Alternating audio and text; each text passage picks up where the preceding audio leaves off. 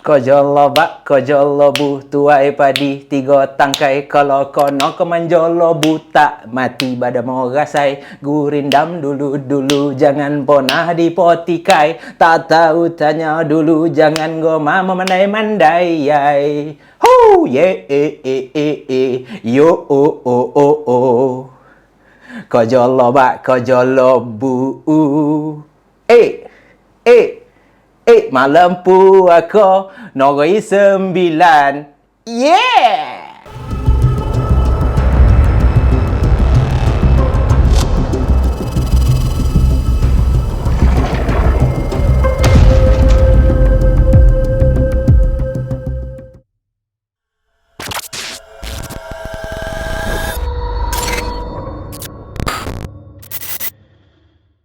Kembali lagi kita dalam Malam Puaka dan aku nak ucapkan terima kasih banyak-banyak di atas sokongan korang dan juga komen-komen geng Puaka. Ada yang nak, Zaf, ceritalah pasal negeri aku, Zaf. Aku lahir dekat Johor. Ada juga tu. Ceritalah pasal negeri Toman ni, ha. Toman ni daripada Perak, ha. Bila yang hang nak cerita pasal Perak pula ni, tiba-tiba Kedah pula masuk kan?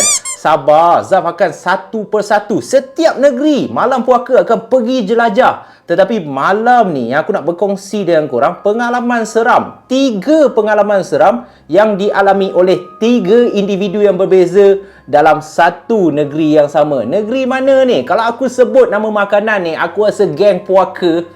Macam tu je lah korang boleh teka. Tak lain tak bukan masak lomak cili api. Negeri mana tu? tak payah cakap kat rumah tu. Kan nanti mak korang, apa benda anak aku ni gila ke cakap seorang-seorang kan? Tak lain tak bukan Negeri Sembilan, guys. Negeri Sembilan lah yang cukup terkenal dengan masak lomak cili api. Tak kisahlah, ayam pun sedap, daging salai masak lomak pun sedap, itik bakar pun sedap, itik salai pun meleleh ni. Tetapi selain daripada masak lomak, banyak lagi hidangan-hidangan yang menarik yang ada kat Negeri Sembilan ni. Tempoyak pun ada, tempoyak daun kayu. Korang pernah try tak? Tak pernah kan? So sebelum kita panjang lebar, Zaf nak mulakan kisah yang pertama yang dialami oleh Mira sewaktu dia belajar di UiTM Beting, guys. Mungkin ramai yang tak tahu. Zaf pun baru tahu ada UiTM dekat Negeri Sembilan. Kan dan dah khabar dah. Memang ada lah. UiTM Beting ni terletak di daerah Kuala Pilah. Dan apa yang berlaku kepada Mira? Inilah yang aku bakal kongsikan. Pengalaman seram yang dialami oleh Mira, guys. Pengalaman seram yang dialami oleh Mira berlaku sewaktu Mira ni menyambung pengajian dia di UiTM Beting yang terletak dekat daerah Kuala Pilah, Negeri Sembilan, guys. Sewaktu Mira ni awal-awal dapat offer daripada UiTM ni, dia pun tengok, dia pun pelik juga. Dia pun tak tahu juga. UiTM Beting, Kuala Pilah. Pertama kali ni aku dengar. Beting ni dekat mana? Mira ni dah agak-agak risau lah sebab dia nak masuk UiTM Shah Alam dekat dengan rumah dia. Lagi-lagi pula Mira ni duduk dekat area Lembah Kelang. So kalau dapat UiTM Shah Alam tu tak adalah jauh sangat. Tapi nak buat macam mana kan? Khusus ataupun jurusan yang dia ambil tu memang ada dekat UiTM Beting je. So Mira ni tak ada pilihan lain. Dia pun masuk lah. Dihantar oleh keluarga Mira ni. Sewaktu masuk pendaftaran tu, bila sampai je dekat UiTM Beting ni, Mira tengok suasana tu, daripada tak suka, dia jadi suka. Dia tak pernah sangka pun, walaupun terletak kat Kuala Pilah, dia fikir kawasan-kawasan kampung. Biasalah budak bandar ni, kau letak dekat ceruk-ceruk hutan ke apa, kadang-kadang dia orang ni tak suka. Alah, tak best lah. Alah, apa ni duduk kat hutan? Tapi Mira ni berbeza sebab dia sukakan keamanan. Dia suka berjalan-jalan, tengok kehijauan. So bila dia sampai kat UiTM Beting ni, tengok UiTM Beting ni dikelilingi oleh hutan-hutan tebal. Memang cantik gila. Dan awal-awal pagi pula, angin-angin daripada hutan tu sejuk betul. Mira ni rasa macam dekat kamera Highland. So bila dia dah daftar apa semua, macam biasalah minggu orientasi. Lepas dah daftar awal tu, Mira ni ditunjukkanlah bilik dia dekat mana. Satu bilik menempatkan 2 orang pelajar. Jadi ada 2 katil, 2 meja belajar dan 2 almari. Tetapi disebabkan Mira ni dia mendaftar masuk agak awal, so dia tak tahu siapa roommate, siapa rakan sebilik dia pada masa tersebut. Jadi Mira ni pun terpaksalah tunggu. Dia duduklah dalam bilik dia menjalani tempoh orientasi tu, dan selepas masuk hari yang kedua, barulah ada seorang pelajar yang bakal menjadi teman sebilik si Mira. Perempuan ataupun gadis yang kecil molek ni memperkenalkan nama dia sebagai Farhana. So Mira ni rasa gembira lah. Farhana ni nampak sopan santun, seorang yang pembersih. Dia tolong juga Mira ni kemas-kemas, susun balik almari, lap balik meja belajar yang dah berhabuk tu. Dan waktu diorang tengah kemas-kemas tu, pada masa ni Mira baru perasan betul-betul di sebelah meja belajar dia, dekat dinding dalam bilik tu, ada satu kertas yang tertampal dekat dinding tu. So Mira ni pun pergilah kat dinding tu, dia pun cabut kertas tu. Baru nak buang, dia tengok ada tertulis nota. Kemungkinan pelajar batch yang sebelum ni, yang pernah duduk kat dalam bilik tu, kemungkinan budak tu kot yang tulis. Dan sewaktu Mira ni baca, hati dia dah rasa sedikit tak sedap. Sebab apa tahu? Sebab dekat nota tu seakan-akan satu amaran. Tolong jangan buka tingkap selepas pukul 7 malam. Itulah yang tertulis dekat kertas tu. So bila Mira ni baca, dia tak faham lah. Kenapa nota ni tulis tolong jangan buka tingkap selepas pukul 7 malam?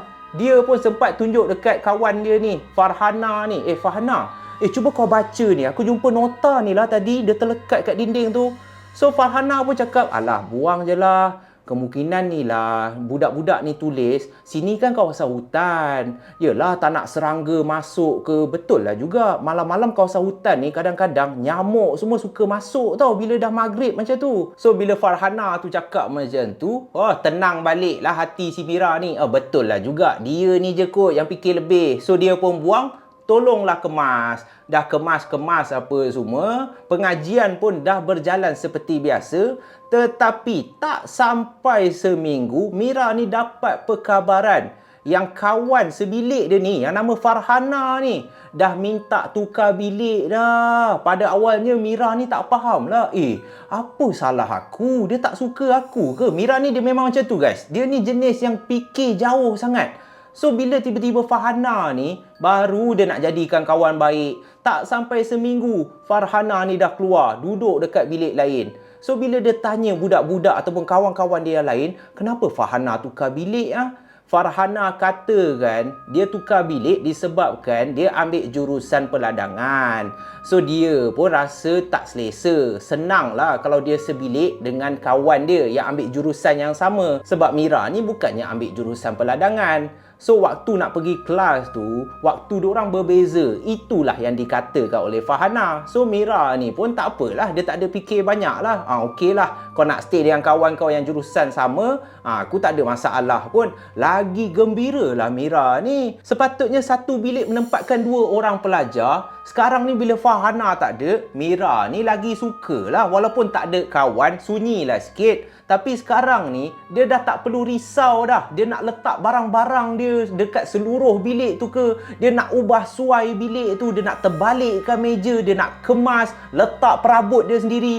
Dah mudah dah. Lagilah senang. Mira ni fikir pun tak apalah. Lagi aman. Lagipun duduk kawasan ni, aku bolehlah buka tingkap selepas pukul 7. Kalau ada teman sebilik, susahlah sikit. Terutamanya Farhana ni. Walaupun duduk selama seminggu, tapi Mira ni tak suka perangai Farhana ni. Malam-malam dia tak nak buka tingkap. Kononnya nyamuk masuk lah. Sedangkan kawasan tu angin dah lah sejuk. Kalau tutup tingkap, nak harapkan kipas dekat ceiling ni, hui, panas weh. Mira ni berapa kali tidur bila bangun je berpeluh-peluh sebab terpaksa menahan panas. Kalau buka tingkap je kan, Farhana dibising. So agak lega lah bila Farhana ni berambus keluar. Ayat kasar sikit. Bila Farhana ni pindah duduk dengan kawan dia. Tetapi dalam kegembiraan tu, apa yang Mira tak tahu, satu malapetaka, satu tragedi bakal berlaku kepada Mira. Apabila masuk hampir sebulan dia belajar dekat UiTM Beting tu, ada satu kejadian, atau aku boleh katakan satu malam yang teramat panjang dan tak mampu Mira lupakan. Jam telah menunjukkan pukul 1.15 pagi. Mira pada masa tu tengah tidur seorang diri di dalam bilik asrama dia, sedang dibuai mimpi. Di luar pula hujan ribut, sabung menyabung, kilat ni macam yang korang nampak kat belakang ni.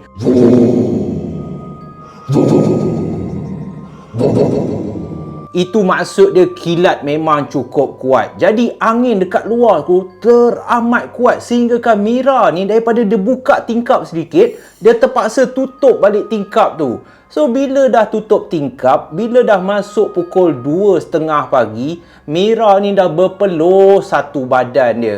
So Mira ni pun terjagalah daripada tidur dia. Lagi-lagi pula tidur dia daripada tadi dah tak lena dah. Sebab kilat punya kuat, guruh kejap bunyi, wam, kejap bunyi, wam. So Mira ni manalah nak lena. Dan waktu dia bangun tu, dia ingatkan nak stretching lah kan. Bila bangun tu kau nak beralih badan kau, ambil posisi lain pula supaya tidur kau tu lena. Kalau tidur satu bahagian je, satu bahagian ni dah berpeluh dah. Jadi apabila Mira ni berpaling muka dia, daripada dia tidur menghadap dinding, dia nak tidur menghadap ke katil sebelah, katil yang kosong tu. Tetapi waktu dia mengalihkan pandangan dia, dia mengalihkan posisi tidur dia tu, disebabkan cahaya guruh daripada luar tu, Mira nampak seakan-akan ada satu susuk tubuh seorang wanita yang berambut panjang, berpakaian putih. Dan susuk tubuh ni seakan-akan kawan yang pernah tinggal sebilik dengan dia, yang bernama Farhana tu tadi. So Mira ni bila dia tengok ada seorang perempuan yang tengah tidur dekat katil sebelah, tetapi perempuan ni tidur menghadap dinding juga. So Mira ni nampak bahagian belakang je. Perempuan ni ada rambut panjang. Dan Mira ni pada awalnya dia hampir nak pergi tegur. Tetapi baru dia terfikir nak bangun daripada katil dia, barulah sel-sel otak Mira ni bersambung. Sebab setahu Mira, Farhana dah tukar bilik. Farhana dah tinggal sebilik dengan kawan yang ambil satu jurusan yang sama. Tak mungkin Farhana tiba-tiba masuk dekat dalam bilik tu dan tidur di katil dia balik. Jadi Mira ni dalam perasaan yang berdebar, dalam perasaan yang tak tentu. Ada rasa takut, ada rasa berdebar. Pada masa yang sama, dia nak tahu juga siapa perempuan yang tengah tidur kat katil sebelah ni. So Mira ni pun kembali duduk kat atas katil dia. Dan dalam hati Mira ni, dah berulang kali Mira ni membacakan surah Al-Fatihah. Sebab pada masa tu, segala surah yang Mira ni hafal, dia dah tak boleh fikir dah. Bila engkau berada dalam satu keadaan di mana engkau teramat takut, engkau baru bangun daripada tidur, manalah kau nak teringat ayat 3 kul, ayat kursi apa semua tu. Yang Mira ni ingat nasib baiklah Fatihah tu. So dia pun bacalah di dalam hati dia berulang-ulang kali surah Al-Fatihah tu. Dan sedang dia baca, perempuan yang sedang baring kat katil sebelah ni tiba-tiba tegur Mira ni. Nak, baca apa tu nak? Jadi bila Mira ni dengar je perempuan yang membelakangi dia ni tiba-tiba bercakap dengan dia dengan satu nada suara yang seakan-akan garau, seakan-akan seorang nenek tua, Mira ni dah terketar-ketar. Tanpa Mira sedar, air mata ketakutan dia dah mula mengalir dah. Daripada baca dalam hati, Mira ni memberanikan diri dia mula membaca surah Al-Fatihah. Ayat Al-Fatihah tu kuat sedikit. Dalam keadaan takut tu, Mira kumpulkan segala tenaga yang dia ada. Lalu Mira pun membacakan surah Al-Fatihah. Bismillahirrahmanirrahim. Alhamdulillahirrabbilalamin. Ar-Rahmanirrahim. Dan dalam keadaan macam tu, lagi sekali perempuan yang sedang baring ni tegur balik si Mira ni. Nak, boleh tak anak jangan baca dah? Nenek panas lah nak. Nenek panas. Bila kali kedua, wanita yang sedang baring ni menegur Mira, jangan baca lagi surah Al-Fatihah tu, Mira tak nak dengar. Sebab sekarang ni Mira yakin bahawa perempuan yang sedang baring dekat katil dia ni bukanlah kawan baik dia Farhana dan bukanlah manusia daripada alam kita, tetapi kemungkinan jin yang berada di alam sebelah telah memunculkan diri dia. Dan dengan bacaan Al-Fatihah berulang kali tu, disebabkan Mira ni dah mula rasa ringan, dia dah mula rasa nak pengsan disebabkan terlalu takut, air mata dah berjurai-jurai keluar. Mira ni pun tutuplah mata dia dan dia masih lagi berkumat kamit membacakan surah Al-Fatihah tu. Dan apabila kali ketiga, benda tu sebaik saja Mira buka mata dia, wanita yang baring dekat atas katil tu telah mengubah posisi dia. Sekarang ni nenek yang berambut panjang berpakaian putih tu berada dalam posisi mencangkung betul-betul di sebelah katil Mira dan nenek ni sedang memandang ke arah Mira. Nak, kan nenek cakap tak payah baca dah. Nenek panas. Anak nak ikut nenek tak? Nenek boleh bagi apa sahaja yang anak perlukan dalam dunia ni. Meh ikut nenek nak? Anak kasihlah nenek masuk. Kasih nenek masuk ya. Sebaik saja nenek tu cakap macam tu, tanpa Mira ni sedar, pap, dalam sekelip mata, dunia dia, pandangan Mira ni dah mula gelap gelita. Dia tak sedar yang dia rupa-rupanya sudah pengsan di dalam bilik tu hampir 30 minit. Dan apabila jam telah menunjukkan pukul 5.30 pagi, nasib baiklah salah seorang kawan yang tinggal di bilik sebelah nak datang untuk kejutkan Mira ni untuk pergi menunaikan solat subuh di surau. Kawan dia ni yang bernama Siti ketuk berkali-kali bilik si Mira ni, tetapi Mira tak buka pintu. Dan Siti ni agak pelik sebab telah menjadi rutin si Siti ni, setiap kali azan subuh berkumandang je, Siti ni akan pergi ke bilik Mira untuk kejutkan Mira ni. Sebab kadang-kadang Mira ni tak bangun, takut Mira ni terlajak tidur, dan Mira tak pernah kunci pintu bilik dia. Tapi pada malam tu, apabila Siti ketuk berkali-kali, Siti ni pun rasa tak sedap hati. Kenapa bilik si Mira ni berkunci?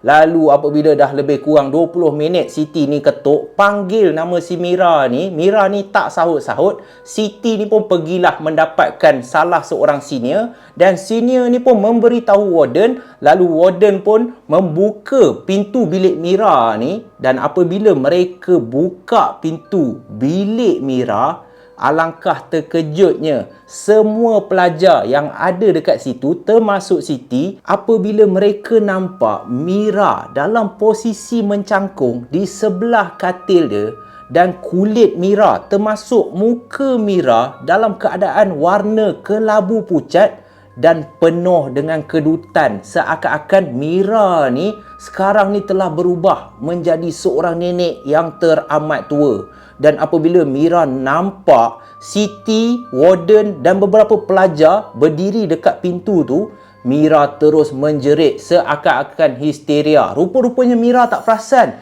yang dia telah kerasukan pada masa tu. Disebabkan Mira ni meracau-racau, Siti termasuk warden dan semua pelajar bawa si Mira ni, pegang si Mira ni pergi ke dalam surau. Dan nasib baiklah dekat surau tu ada seorang ustaz yang pada masa tersebut nak menunaikan solat subuh. Akhirnya sesi dialog pun bermula. Assalamualaikum. Engkau nak apa ni? Kenapa yang kau pergi masuk dalam badan si Mira ni? Apa yang budak ni buat dekat engkau? Bila ustaz tanya Mira macam tu, tiba-tiba dengan suara seakan-akan nenek tua, pelajar-pelajar lain pun terkejut dengan suara si Mira ni. Diorang dah tahu dah, Mira bukanlah diri dia yang sebenar. Sebab bila Mira cakap je, terkeluar suara seorang nenek tua yang teramat garau, mula memarahi ustaz tu. Kan aku dah cakap ini bukan urusan engkau. Engkau siapa nak halau aku? Aku yang jaga budak ni. Engkau jangan sibuk hal aku, boleh tak? Lalu ustaz pun terus membalas apa yang nenek tu kata kan. Sekarang ni yang kau nak jaga dia dah kenapa?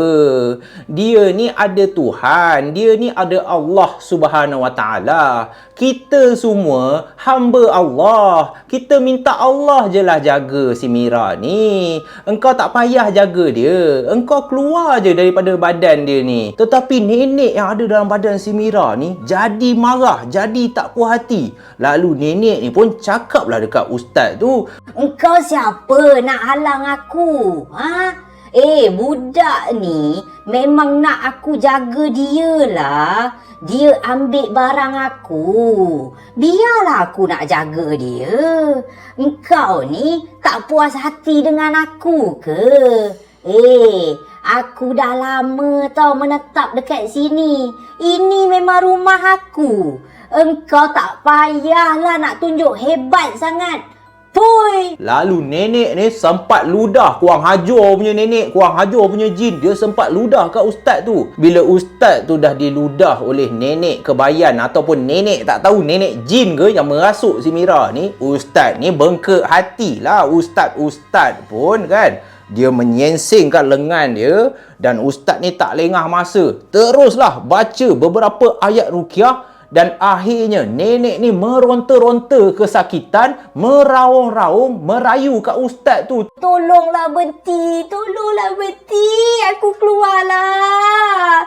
Kurang ajarlah engkau ni, aku panaslah bodoh. Aku keluar, aku tak ganggu. Tapi tolonglah kau cakap kat budak ni, pulangkan balik barang aku. Dan Alhamdulillah, selepas setengah jam, apabila ustaz ni dah berjaya mengeluarkan jin nenek kebayan yang masuk ke dalam badan si Mira ni, Mira dalam keadaan penat, keletihan. Biasalah, orang kena rasuk ni memang penat. Segala tenaga dia telah diambil oleh jin yang masuk kat dalam badan si Mira ni. Dan bila Mira dah pulih, 2-3 hari selepas itu, ustaz ni pun tanyalah Mira ni, ada tak apa-apa barang yang kamu ambil daripada kawasan sekitar kolej ni? Dan Mira katakan, rupa-rupanya dia tak sedar. Pada minggu orientasi tu, pada belah petang tu dia pergilah berjalan-jalan. Disebabkan UiTM Beting ni dekat tengah-tengah hutan, dia nak pergi ambil gambar lah. Pertama kali kan budak panda masuk ke kawasan kampung. So disebabkan kawasan tu cantik, sejuk, penuh dengan pokok-pokok, adalah satu batu yang agak tinggi dekat dalam kawasan UiTM Beting tu. So Mira ni pun panjat batu tu, ambil lah beberapa keping gambar. Dan selepas Mira ni dah ambil gambar, Mira ni ternampaklah ada satu batu yang hanya sekecil ibu jari je. Mira ni nampak batu ni macam cantik je. Best juga kalau aku buat hiasan dalam bilik. So Mira pun tanpa dia sedar, dia main ambil je batu tu dan dia pun bawa lah masuk ke dalam bilik dia. Dan apabila ustaz tu tahu yang Mira rupa-rupanya telah mengambil barang yang salah, ustaz tu pun cakap lah dekat Mira supaya Mira bagi balik batu tu, ataupun ustaz tu teman Mira letak balik batu tu dekat mana tempat yang kamu jumpa. Kemungkinan batu yang kamu ambil ni ada penunggu dia, ada tuan dia. Lalu ustaz ni pun nasihat dekat Mira dan juga pelajar-pelajar lain, janganlah ambil apa-apa barang yang bukan hak kamu. Walaupun kamu tahu barang tu tak dimiliki ataupun bukan sesiapa punya, tetapi kita ni hidup berkongsi alam. Selain daripada manusia, ada juga makhluk-makhluk lain yang tinggal bersama-sama kita. Cuma beza dia sama ada kita boleh nampak ke tak. Dan dikatakan selepas kejadian tu, Mira ni tidak sambung pengajian dia di UiTM Beting.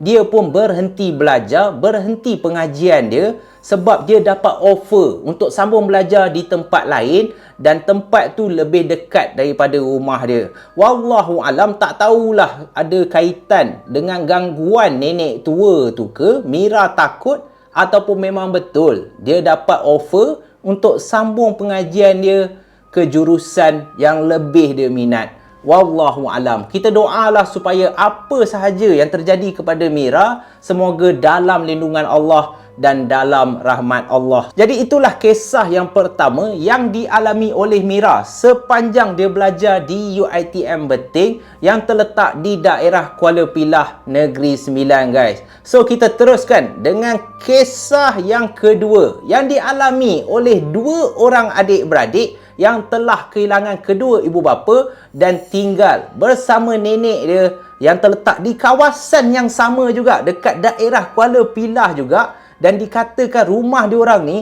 betul-betul dekat dengan Istana Seri Meranti. Seri Meranti ke Seri Menanti? Lebih kurang macam tu lah. Kalau korang tahu dekat mana, tinggalkan komen dekat bawah. Aku dengar cerita pun istana tu sekarang dah jadi muzium.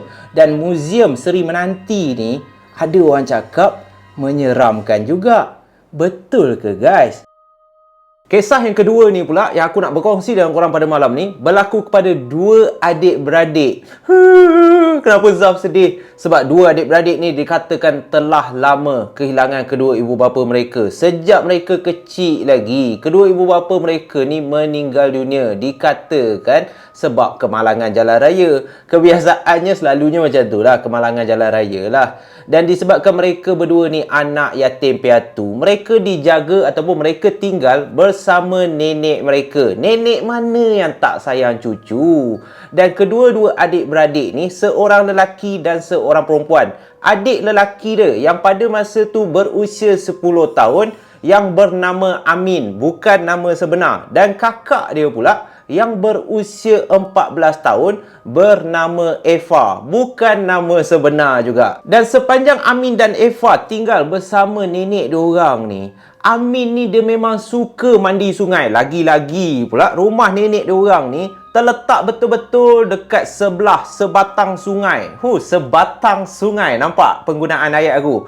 So sungai ni pula dia biasanya cetek je. Tapi disebabkan minggu tu asyik hujan, air sungai tu pun dah makin naik. Daripada sungai yang jernih dah mula jadi keruh dah. So dikatakan adalah satu hari ni, nenek dia terpaksa pergi ke satu kenduri perkahwinan penduduk kampung. So bila nenek dia dah pergi, nenek dia dah pesan awal-awal dah dekat Amin dan Eva ni. Cucu-cucu nenek, ni tengah hari ni nenek tak masak tau. Kau jangan mengada-ngada nak minta nenek masak lomak apa semua. Kalau kau lapar, kau pergi je dekat tu kenduri perkahwinan Mak Tijah tu. Nenek ada agak sana. Kalau hang nak jumpa nenek, dah tiba-tiba Kedah pula. Senang cerita macam ni lah. Kalau betul lah cucu nenek nak makan, pergi je lah rumah Cik Tijah tu. Nenek ada kat sana. So bila nenek dia dah pergi, Amin dan Eva ni lepak lagi dekat rumah, bermain permainan macam-macam lah permainan kan. So bila tengah main-main, si Eva ni tengah baca buku komik kegemaran dia. So perut Amin ni dah mula berkeroncong dah. Dia dah mula lapar dah. Alamak, lapar lah. Alah, nenek tak masak pula. So nak tak nak, dia terpaksa lah pergi ke kenduri tu untuk makan. So Amin ni ajaklah kakak dia, "Kak, jom kak kita pergi tu kenduri tu, boleh makan sama-sama." Tapi kakak dia ni malas. Kakak dia kata, "Kau pergi je lah, nanti akak datang lah sana. Kau pergi je jumpa nenek kat sana." So Amin ni pun jalanlah seorang diri. Daripada rumah nenek dia nak pergi ke kenduri perkahwinan tu, Amin akan lalu betul-betul di sepanjang tepi-tepi sungai tu tau. So sepanjang Amin berjalan menuju ke kenduri tu, dia lalu kat tepi-tepi sungai tu, disebabkan terlalu panas, Amin ni dia dah mula pandang air sungai yang mengalir dengan deras tu. Sedapnya lah. Ini lepas makan nasi kenduri terus terjun dalam sungai ni. Memang cantik gila lah. Itulah apa yang Amin rancang. So bila dia sampai kat kenduri tu, tengah dia makan-makan, tiba-tiba nenek Amin ni nampak. Amin, mana kakaknya?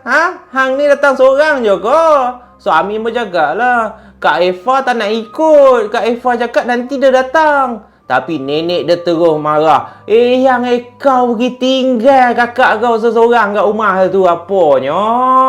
Dah. Lepas kau makan ni, kau pergi rumah nenek. Panggil Kak Eva tu. Cakap nenek suruh datang sini. Tak payah nak duduk seorang kat rumah tu. So, bila Amin ni dengar nenek dia membebel macam bontot guinea pig, Amin ni pun dah panas telinga. Dia pun makan cepat-cepat. Dan dengan arahan nenek dia, Amin ni pun patah balik lah untuk panggil kakak dia, si Eva ni yang tengah lepak kat rumah. So, sewaktu Amin ni berjalan kat tepi sungai tu, nak pergi panggil kakak dia, si Eva ni, tengah jalan-jalan, tiba-tiba di hadapan Amin, betul-betul kat dalam sungai tu, Amin ni nampak ada sekumpulan budak lelaki dan juga budak perempuan yang lebih kurang baya-baya si Amin je. 10 tahun, 9 tahun dalam pemikiran si Amin lah. Sebab Amin nampak, ini macam baya-baya aku je ni.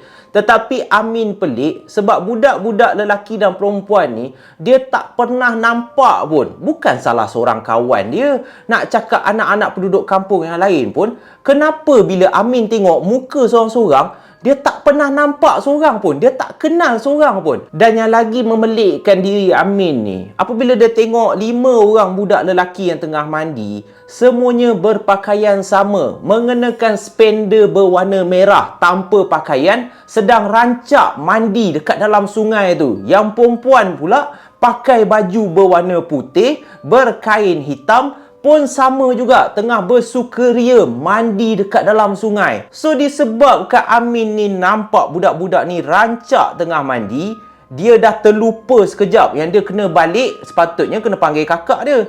Tetapi dia dah macam hayal sedikit tau. Dia asyik fokus je. Maybe sebab panas lagi. Dia pun daripada tadi dah plan nak mandi sungai dah. So bila nampak budak-budak ni tengah-tengah panas, sedapnya lah mandi sungai. Jadi dalam 10 minit dia tengah tengok budak-budak ni, tiba-tiba Amin ni terperasan tau. Salah seorang budak perempuan ni merupakan kakak dia, si Eva ni. So bila Amin nampak, Kak Eva! Kak Eva! Nenek tak kasih mandi sungai lah. Naiklah. Dan sewaktu Amin ni 2-3 kali panggil nama Kak Eva ni, suruh naik ke atas, suruh naik ke atas. Tetapi Kak Eva dengan budak-budak yang lain tak endahkan pun, leka bermandi-manda dekat dalam sungai tu. Tetapi apabila jeritan Amin ni makin kuat, Kak Eva, naiklah, degil lah. Bila Amin menjerit dengan begitu kuat, seakan-akan mengganggu budak-budak ni tengah rancak mandi, mereka semua secara serentak berhenti mandi sungai tu. Dan yang menakutkan Amin apabila semua budak-budak ni memalingkan muka memandang tepat ke arah Amin dengan wajah yang geram, dengan wajah yang menakutkan, mata yang berwarna hitam, muka diorang ni tak senyum pun, seakan-akan marah Amin ni mengganggu diorang tengah mandi. Bila Amin nampak muka budak-budak ni, seorang-seorang muka dengan pucat, mata berwarna hitam, lepas tu tak ada seorang pun senyum. Amin ni dah menggeletar lah. Yelah, budak 10 tahun kan. Bulu roma Amin ni dah mula meremang dah. Lebih kurang 10 minit jugalah Amin berdiri dekat situ, tercegat je, seakan-akan dia tak mampu nak gerakkan badan dia. Dan bila dah 5 minit, budak-budak ni hanya berdiri kaku, memandang tepat dengan muka yang ganas, memandang ke arah Amin. Secara tiba-tiba, kesemua budak lelaki perempuan termasuk kakak Amin ni pun terus berlari keluar daripada sungai tu menuju ke ladang kelapa sawit dan hilang daripada pandangan. Jadi apabila Amin ni nampak kakak dia turut lari masuk ke ladang kelapa sawit tu, Amin ni secara spontan nak kejarlah kakak dia. So Amin pun hampir nak melompat ke dalam sungai tu untuk kejar kakak dia pergi ke dalam ladang kelapa sawit tu. Tetapi nasib baiklah, selangkah lagi Amin nak masuk ke dalam sungai, tiba-tiba ada seseorang yang menegur Amin daripada belakang dan menarik baju si Amin ni. Dan bila Amin memalingkan muka dia, lagilah Amin terkejut. Kak Effa! Kak Effa daripada mana ni? Tadi bukan Kak Effa lari dalam ladang kelapa sawit ke? Macam mana Kak Effa boleh ada kat sini? So, bila Kak Effa ni tengok adik dia ni meroyan macam tu, Kak Effa pun teruslah tegur adik dia. Amin, engkau tak payah nak reka-reka cerita pula. Ingat akak tak tahu ke engkau nak pergi mandi sungai tu? Engkau jangan nak pergi mandi sungai. Akak bagi tahu nenek je gang, baru tahu muka engkau. Jom, akak nak pergi makan ni, akak dah lapar. So Amin pun terdiam lah. Dia tak tahu. Otak dia seakan-akan blur. Macam mana boleh ada Kak Effa ni?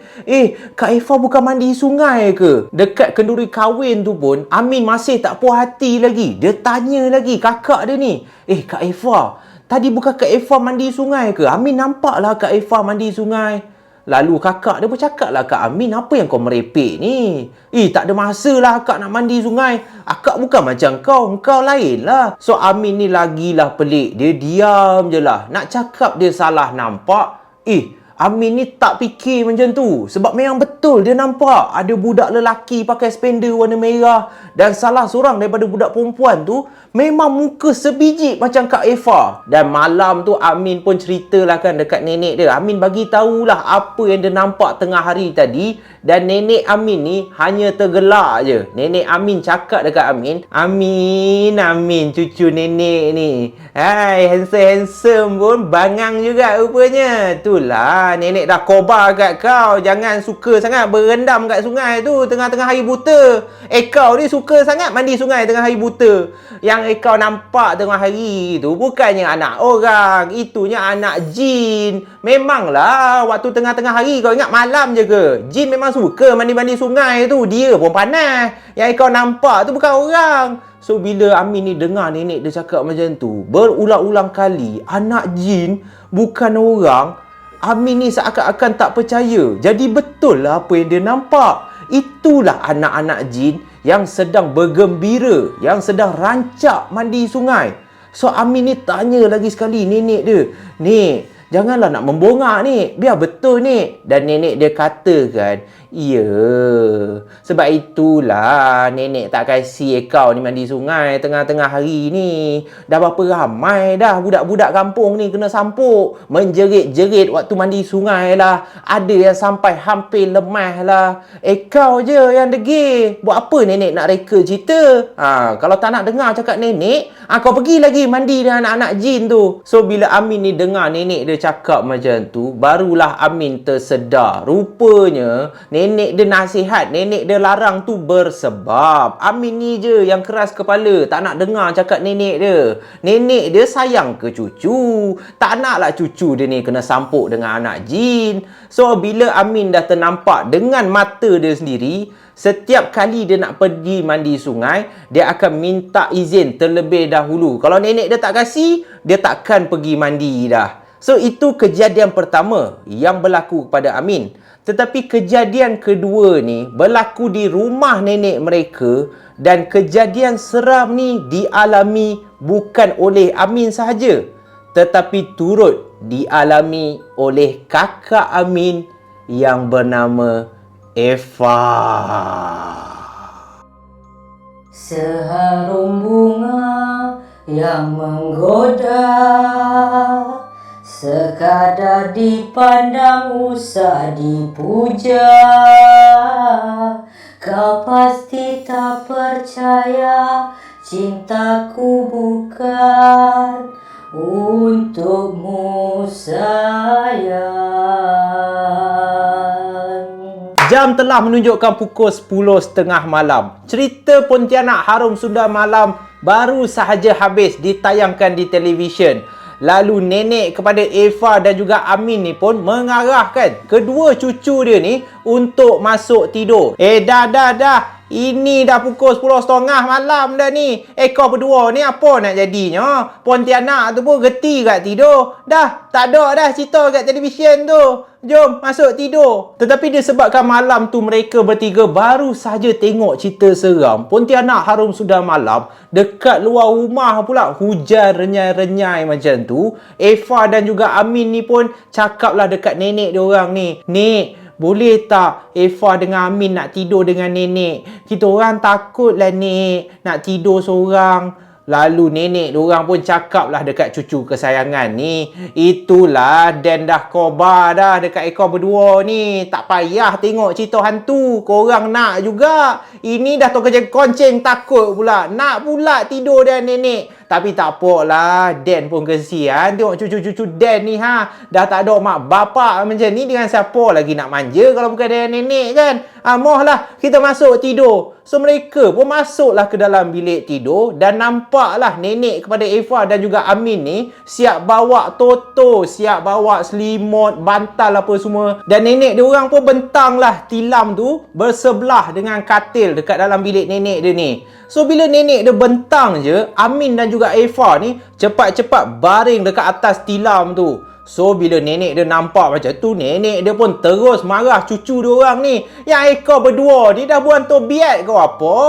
Nenek yang nak tidur atas tilam ni, ekor berdua poilah tidur atas katil tu Tapi Eva ni cakap dekat nenek dia, mana maunya nek. Nenek dah tua, lagipun ni kan bilik nenek. Nenek tidurlah atas katil tu. Tetapi tetap dimarah oleh nenek dia orang. Mana boleh, kau tidur je lah atas katil tu, tak payah dogel dah. Nenek tak suka tidur atas katil ni, sakit badan. Dan bila Amin dengar nenek dia cakap macam tu, Amin ni pun nak ambil hati nenek dia. Amin pun cakap lah kat nenek dia, alah nek, kita tidur bertiga je lah kat atas katil, muat je. Nenek tak payahlah tidur bawah ni. Amin tak sampai hati lah nak biar nenek tidur dekat atas tilam. So nenek diorang pun cakap lagi sekali untuk terakhir kali dekat cucu diorang ni. Mana maunya ekor berdua tu tidur macam dinosaur. Buat je ekor berdua tu lasak, tahu tak? Kejap kata sepak muka nenek, dah meninggal pula nenek malam ni. Tak payah degil dah sebelum nenek perembat muka kau, pergi tidur atas katil tu. So diorang pun naiklah ke atas katil. Dan Eva tidur betul-betul di sebelah nenek dia. Manakala Amin pula tidur menghadap ke arah tingkap dan juga dinding dekat dalam bilik nenek dia. So tengah tidur-tidur tu, jam dah menunjukkan pukul 2.30 pagi, 3 pagi. Tiba-tiba Amin ni dikejutkan oleh kakak dia. Tak tahulah kenapa kakak dia ni minta Amin ni untuk beralih, untuk tukar tempat. So Amin dalam mamai-mamai tu cakaplah dekat Eva ni, yang kenapanya yang kau nak ubah tompet pula ni? Tidur je lah, dah pagi dah. Tapi berkali-kali Eva ni katakan kepada adik dia, tukarlah tempat Min, akak panas lah. Akak nak tidur sebelah dinding ni, dekat sikit dengan tingkap. Akak dah berpeluh dah ni. So disebabkan malas nak layan kakak dia ni, Amin pun ubahlah tempat. Kakak dia tidur menghadap tingkap, Amin pula tidur memandang ke arah nenek dia orang yang tengah tidur kat atas tilam ni. So sedang tidur-tidur tu, dalam 15 minit Amin ni dia rasa tak selesa tau. Dia rasa macam lah patutlah aku tak boleh nak lena. Bantal peluk aku mana sekarang ni? Sebab Amin ada bantal peluk panjang.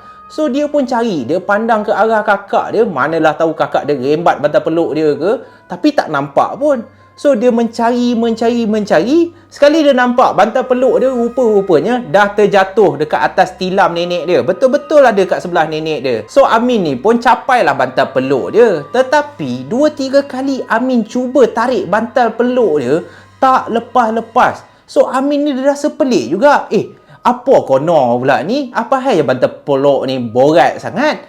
2-3 kali tarik. Dan kali kelima dia tarik, tiba-tiba bantal peluk tu berpusing. punyalah terkejut si Amin. Barulah sekarang ni dia tahu kenapa kakak dia nak tukar tempat dengan dia. Sebab benda yang dia tarik tu bukan bantal peluk, tetapi pocong guys. Amin terus nampak bila bantal peluk tu berpusing macam tu. Amin nampak muka pocong tu yang berwarna hitam dengan mata yang lopong, muka yang hancur, berulat-ulat memandang ke arah Amin. Lalu disebabkan takut, Amin cepat-cepat lepas tangan dia daripada memegang pocong tu. Dia pusing ke arah kakak dia. Berkali-kali dia kejut si Eva ni. Tapi lah habau punya kakak, dia buat-buat tidur. Eva ni buat-buat tak sedar je. Dia senyap je. Dan disebabkan terlalu takut, Amin ni pun tak tahu nak buat apa. Dia nak baca Al-Fatihah pun dah tunggang terbalik. Yang keluar hanyalah alif bata. Dia pun selubung dalam ketakutan yang teramat sangat tu. Disebabkan terlalu penat, Amin ni pun tertidur. Dan keesokan paginya, apabila dia ceritakan kejadian ni kepada nenek diorang ni, nenek diorang pun terkejut juga. Nenek diorang terus tanya Amin dan juga Eva ni, Eva, apa yang Eko buat dekat adik Eko ni? Kenapa pula yang Eko berdua boleh kena gangguan pula ni sampai nampak pocong? Dan pada masa itulah Eva baru mengaku. Dia minta maaf berkali-kali dekat adik dia. Maaf lah, sebenarnya waktu tidur semalam, akak dah nampak dah ada pocong tidur sebelah nenek. Sebab akak takut, sebab itulah akak nak ubah tompet dengan kau. So bila Amin dengar macam tu, Amin ni tarik muka lah. Kurang hajar lah kau ni kak. Tak patut tau buat adik macam tu. Adik dah takut sangat dah. Dah lah adik tertarik pocong tu. So sedang diorang bergaduh-gaduh ni, nenek diorang pun mencelah. Itulah nenek dah khabar. Sepatutnya basuh kaki sebelum tidur. Kau berdua tak dok. Dok lompat terus masuk tidur macam tu je. Patutnya ambil lah wuduk dulu. Hei, korang berdua ni. So Amin pun tanyalah nenek dia. Nenek takkanlah tak sedar semalam sebelah nenek ada pocong tidur. Dan bila Amin tanya nenek dia macam tu, jawapan nenek dia telah membuatkan Eva dan juga Amin ni terkejut beruk. Sebab apa? Sebab nenek dia cakap dekat Amin dan juga Eva, apa yang korang dua merepek ni? Semalam nenek manalah tidur dalam bilik tu. Nenek baring kojap je. Bila korang berdua dah lena macam tu, nenek rasa sakit badan tidur atas tilam tu. Nenek pergilah dekat bilik Eva tu. Nenek tidur kat bilik Eva. Mana nenek nak perasan? Nenek bukannya tidur sama dengan kau berdua. So bila dengar nenek dia cakap macam tu, persoalan dia sekarang bermain di dalam fikiran Eva dan juga Amin, sehinggakan mereka berdua memandang di antara satu sama lain dengan penuh ketakutan di meja makan tu. Sebab pocong pada malam tu memang betul. Eva nampak, Amin pun nampak. Tetapi mereka berdua nampak pocong tu baring di sebelah nenek diorang. Kalau nenek diorang pada malam tu tak tidur bersama-sama diorang, nenek diorang pindah untuk tidur di bilik Eva, siapa nenek tua yang tidur kat sebelah pocong tu? Adakah pada malam tu mereka berdua ditemani oleh pocong dan juga nenek kebayan? Dramatik kan? Dramatik kan? Kita sudah sampai ke cerita dan pengalaman seram yang terakhir yang berlaku di Negeri Sembilan. Sebelum kita terjah ke negeri lain, aku rasa tak sah kalau penutup ni kita tak cerita salah satu tempat yang cukup misteri, yang cukup menakutkan. Aku dah dengar ramai dah penduduk-penduduk, orang-orang yang tinggal kat Negeri Sembilan, kalau malam je nak memandu kereta, terutamanya pemandu-pemandu lori, pemandu-pemandu teksi, akan elak lalu jalan ni. Jalan mana lagi? Aku rasa korang semua dah tahu dah. Jalan yang paling angker, yang paling berpuaka dekat Negeri Sembilan, tak lain tak bukan Jalan Bukit Putus guys. Dan Jalan Bukit Putus ni dia menghubungkan di antara dua bandar, dua pekan. Daripada area Kuala Pilah kau nak pergi ke Seremban pun boleh ikut Jalan Bukit Putus. Daripada Seremban pun kau boleh juga nak pergi ke Kuala Pilah, ikut juga Jalan Bukit Putus ni. Dan apa kisah yang berlaku? Kenapa banyak sangat misteri, banyak sangat benda yang menakutkan? Sebab jalan Bukit Putus ni dahlah gelap, dahlah dikelilingi oleh gaung, hutan-hutan dan jalan dia bersimpang siur. Aku boleh katakan telah banyak berlaku tragedi-tragedi kemalangan maut di sepanjang jalan Bukit Putus ni. Dan dalam banyak-banyak kisah seram yang aku nak kongsi dengan korang, dikatakan ada satu urban legend, cerita masyarakat tempatan. Dikatakan dulunya adalah dua pasangan yang baru sahaja mengikat tali pertunangan dan ingin melangsungkan perkahwinan. Tetapi secara tiba-tiba, kedua-dua pasangan mempelai ni hilang dalam sekelip mata. Daripada Seremban ingin pulang ke rumah mereka di area Kuala Pilah, tiba-tiba pasangan yang menaiki kereta ni hilang, tak ada khabar berita. Ahli keluarga pihak perempuan ni dah mula risau dah. Ke manakah anak mereka pergi bersama tunang lelaki dia ni? Kenapa dua-dua hilang? Kenapa tak sampai-sampai? Daripada hari bermakan minggu, daripada minggu telah sampai ke bulan. Pelbagai usaha telah dilakukan untuk mencari pasangan ni. Kemungkinan besar mereka mengalami kemalangan, tetapi kereta mereka tidak dijumpai. Mayat pun tidak dijumpai. Khabar berita hanya lesap dalam sekelip mata. Tetapi dikatakan adalah satu hari, pakcik kepada perempuan yang hilang ni daripada Bandar Seremban ingin pergi pulang menjenguk ke rumah perempuan ni yang terletak dekat area Kuala Pilah. Dia pun melaluilah jalan Bukit Putus ni pada pukul 11 malam. Dan sewaktu pakcik ni sedang bawa kereta melalui beberapa selekoh yang ada dekat jalan Bukit Putus tu, sampai saja di selekoh ketiga, tiba-tiba daripada kegelapan malam tu, dia ternampak ada seorang gadis yang tengah berjalan seorang diri di tepi jalan Bukit Putus. So pakcik ni pun memperlahankan kereta dia, menyuluh ke arah wanita ni, dan alangkah terkejutnya pakcik ni apabila dia tengok wanita yang sedang berjalan seorang diri ni dengan bentuk badan, dengan potongan rambut, dengan wajah perempuan ni. Pakcik ni terkejut. Ya Allah, inilah anak saudara aku yang hilang tu. Inilah yang kita orang cari selepas 3 bulan. Ya Allah, pejadah budak ni jalan seorang-seorang. So pakcik ni tak fikir panjang, dia pun terus berhenti dekat sebelah perempuan ni dan dia pun cakap dekat perempuan yang berjalan ni, "Syikin, ni pakcik ni. Ni pakcik Syah, pakcik Syah. Naik kereta, naik kereta." So perempuan yang dia sangkakan anak buah dia yang hilang ni pun naiklah kereta, masuk ke dalam kereta tu, dan sepanjang perjalanan tu bermacam-macam soalan ditujukan kepada anak buah dia ni. Kau ni dah hilang akal ke? Kau daripada mana ni? Jalan seorang-seorang. Kau tahu tak keluarga kau risau? Kau tahu tak kau tu dah nak kahwin? Macam mana yang kau boleh berjalan tu? Kau ni seorang-seorang je ke? Mana tunang kau? Tetapi Syikin ni hanya mendiamkan diri. Beberapa kali Syikin ni hanya mampu mengalirkan air mata dia, dan sekali dua Syikin ni meminta maaf kepada pakcik dia ni. Maafkan Syikin, pakcik. Maafkan Syikin, pakcik. Maafkan Syikin, pakcik.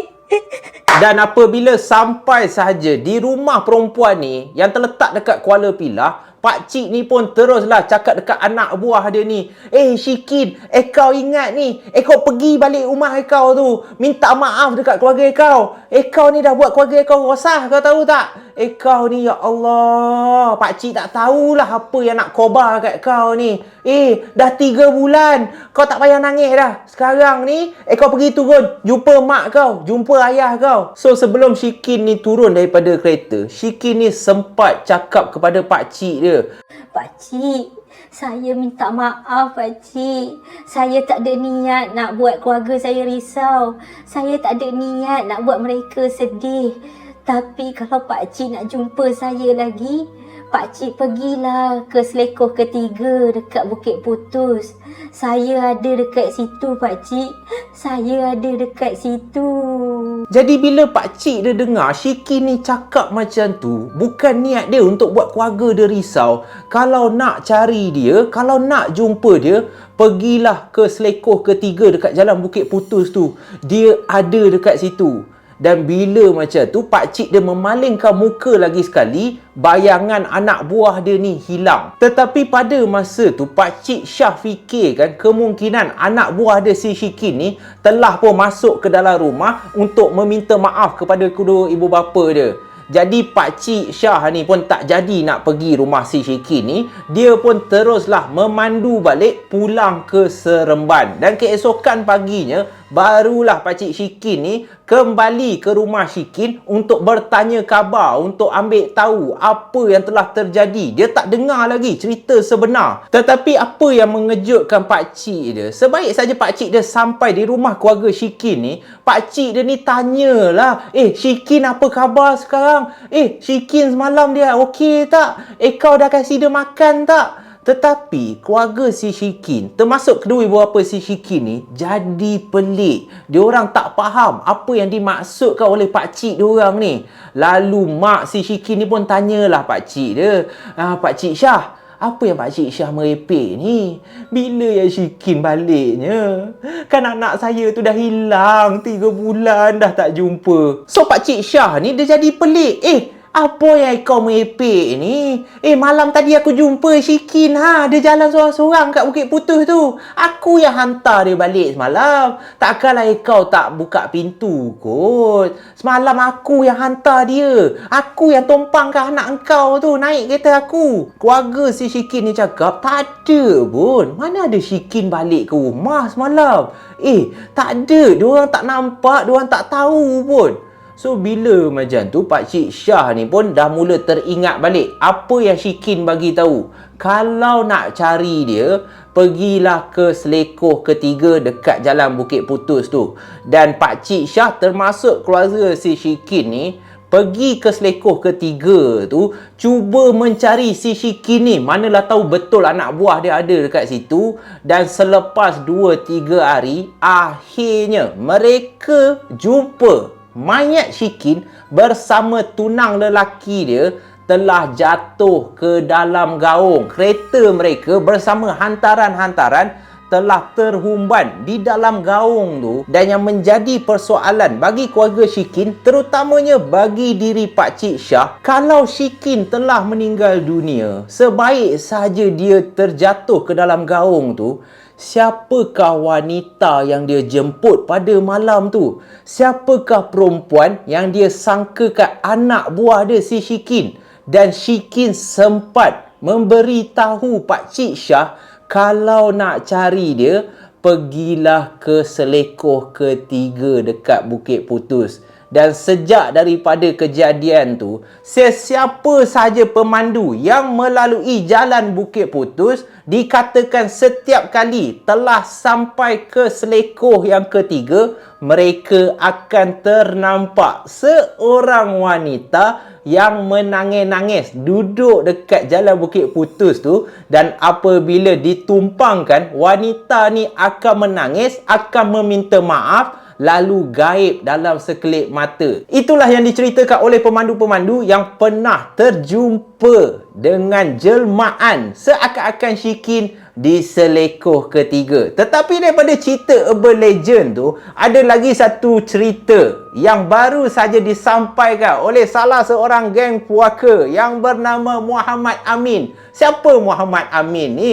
Dia geng puaka yang setia. Kalau tengah premier ni, dia selalunya duduk dalam kotak. Aku tak tahulah kenapa dia suka duduk dalam kotak kan. Konon-kononnya comel lah kot. Dia katakan pakcik saudara dia pun pernah ada pengalaman seram sepanjang melalui jalan Bukit Putus tu. Pakcik dia daripada area Kuala Pilah ingin pergi ke Seremban.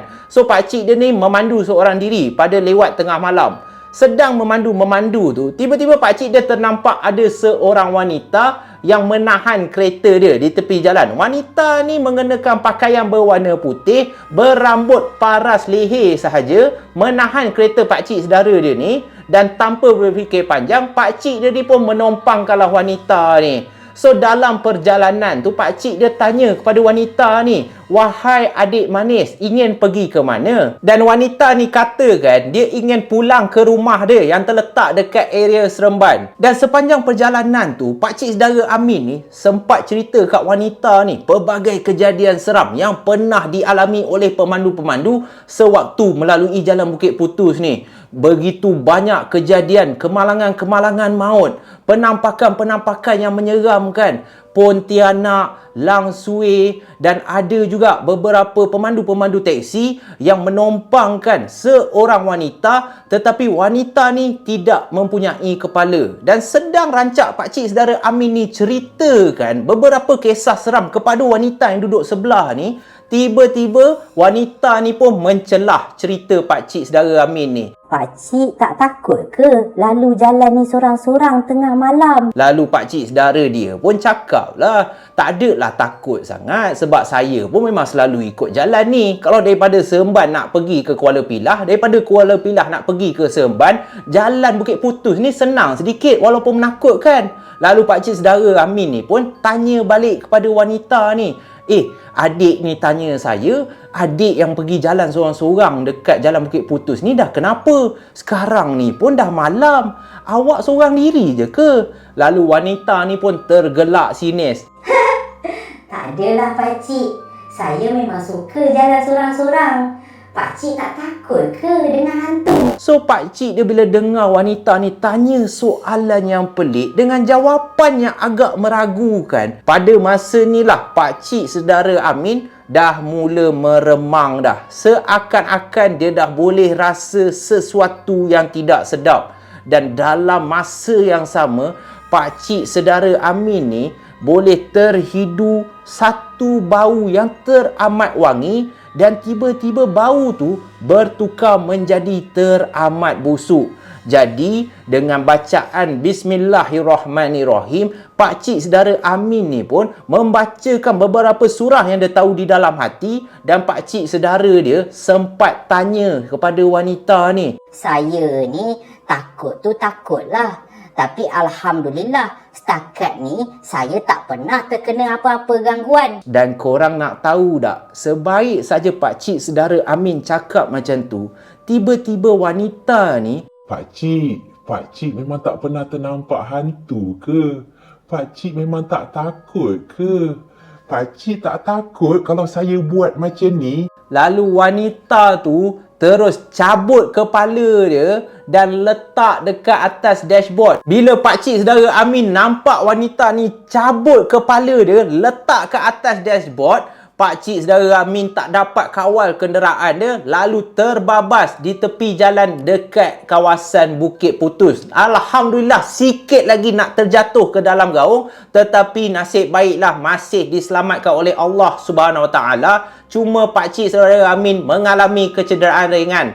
Jari kelingking pakcik Amin terputus disebabkan oleh kemalangan. Dan sebaik sahaja kereta tu dah terbabas, pakcik saudara Amin pun mula mencari wanita ni, tetapi wanita yang cabut kepala dia telah hilang daripada pandangan. Dan itulah salah satu pengalaman yang dialami oleh geng puaka sendiri. Dan terdapat pelbagai lagi kisah yang pernah diceritakan, pengalaman-pengalaman seram oleh pemandu-pemandu lori. Ada yang nampak wanita tanpa kepala, ada yang nampak wanita jalan seorang diri, ada juga yang menjemput seorang wanita, tetapi wanita ni tiba-tiba bertukar menjadi seekor Pontianak. Dan bermacam-macam lagi lah kejadian misteri, kejadian mistik yang pernah dialami oleh penduduk Negeri Sembilan. Jadi kalau korang semua ada pengalaman korang sendiri, korang boleh tinggalkan komen dekat bawah. Pernah tak korang lalu Jalan Bukit Putus ni? Ataupun pernah tak saudara mara korang mengalami kejadian-kejadian seram yang berlaku di daerah Negeri Sembilan? Korang boleh komen dekat bawah, dan komen juga negeri mana lepas daripada Negeri Sembilan ni yang korang nak Zaf cover. Korang boleh komen juga dekat bawah. Jangan lupa tekan button like, tekan button subscribe kalau korang suka. Kalau korang tak suka, tekan je button dislike tu. Yang penting korang gembira dan kekal ceria. Thank you so much for your support. InsyaAllah kita jumpa lagi dalam malam puaka yang akan datang, guys.